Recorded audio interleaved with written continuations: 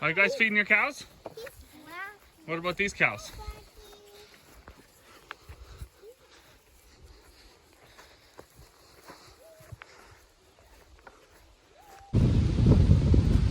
Good morning.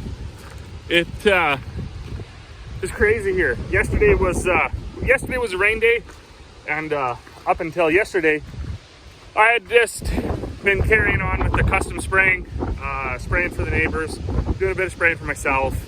We made a little bit of bags, just the normal day-to-day stuff. So I hadn't uploaded a video for a while. Right now, the wind is blowing. Like there's wind warnings. It's crazy how windy it is. Absolutely crazy. We're very fortunate down in the yard. We got a ton of trees. So as long as we stay down in the down right in the yard, it's not so bad. But the weather's changing so fast. It goes from like, we were sitting on the deck and it was sunny and it's a bit shaded, so the wind wasn't so bad. Now it's raining and it's, the kids had some tubes down at the river the other day, so they were on the lawn. My wife and the kids this morning, they just walked a half a mile to go find them. They were all up in the bushes way over there. So it's crazy. Not going to be a fun day to get out. And I was going to go check some fields, but it's just, it's brutally windy. So we'll probably wait for the wind to subside. So right now I'm going to take our fancy dancy brush grapple off here. This converter we bought for our backhoe, so you can have quick connect skid steer attachments and put it right on your backhoe. So I'm going to switch these to the pallet forks. I got to move a couple of totes in the shop. Then I'm going to grab this tractor, go up and get the header that Corey wrecked last year.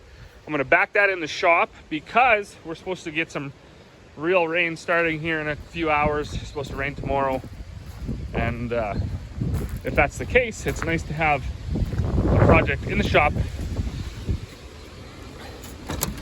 out of the weather. So got to move this tote. This is this pallet. That's chemical for another guy I'm going to do custom spraying for. Move these Roundup totes out of the way, move the buggy, and get that header backed in over here at the side, so we can get repairing on that. All right, so I just got our header hooked up. It's we like to run these rigid headers. They don't have the draper on them, and the reason why is when we straight cut our peas, the rare time that we do, these rigid headers, they take a beating. So you don't have the canvas problem filling up with dirt and all that other stuff like you could have with with draper style headers.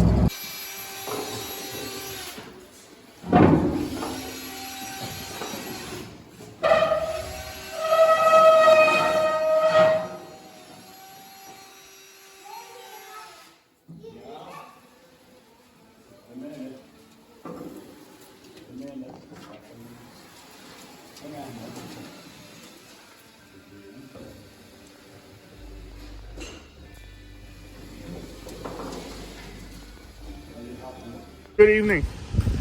So we got the what did we get? Got the header in the shop. Basically was the project for today, and we got a scrap guy here loading up a bunch of scrap iron and everything. So he's got the backhoe and he's up there cutting stuff apart. But it's raining now, and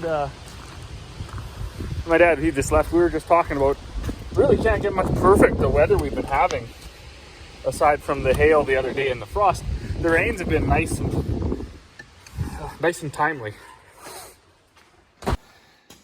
We've diagnosed the problem of what happened. So there's a slip clutch down at the end, and that actually I think is seized up, so it didn't slip. And unfortunately, when Corey picked up a rock last fall, it you can see here she's got quite a wobble in her now. So there, it went round and round and round. Slip clutch never slipped, and it just kind of smashed it all to bits. Now we're a little bit hesitant to heat it all up because we don't really want to take the whatever temper is kind of in this. but it'll probably come to heating some of it up anyways. We do have this fancy tool, and that's actually what this is for, just for straightening these augers.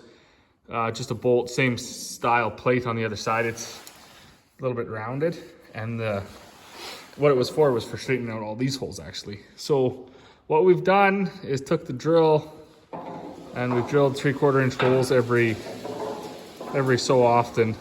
The other thing too, these headers, they're not that much money anymore. These are old style headers. Everybody likes the Draper style headers, or most people do, sorry. I think Kloss combines, they still build a rigid header. But these 930 headers, for kind of the abuse that we've put through them for the last 4 or 5 years, they, man, you really can't get a better header. So we farm a lot of peas. We try to grow them with canola as often as we can. Some years, if the springs were getting late and we ended up just seeding peas by themselves, then they fall down. And if you try to straight cut them, you're picking up rocks, your header's down in the dirt, so on and so forth. We don't have a roller, so we never, we're hesitant even to roll the ground too. Lots of guys around here do, but if we rolled ours, I'm pretty sure it would just turn into this cement floor and then nothing would grow through it. So these headers, they really owe us nothing. Like they're, you should be able to find a header like this in pretty decent shape for $7,000 to $12,000. So that's, you know, it is a bit of money too. It's not the end of the world. A new Draper header is worth like $140,000. So as always, to those who are watching, thank you. And we will see you all in the next one.